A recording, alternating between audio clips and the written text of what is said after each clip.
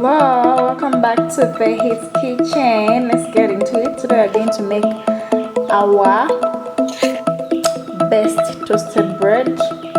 Yeah, and we have our eggs, our tomatoes, and our bread. So you're going to put our fried egg onto the bread. Yeah.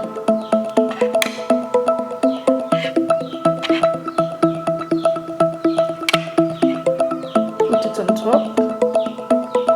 Then we are putting our tomatoes on top also. Yeah. And we put our bread. Very nice mixture.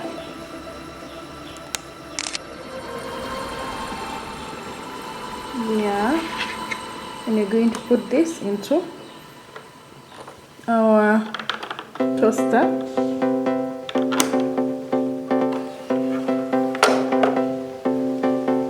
As you can see, you put this into our toaster, and you're going to let it roast. Yeah, in like 5 minutes it will be ready.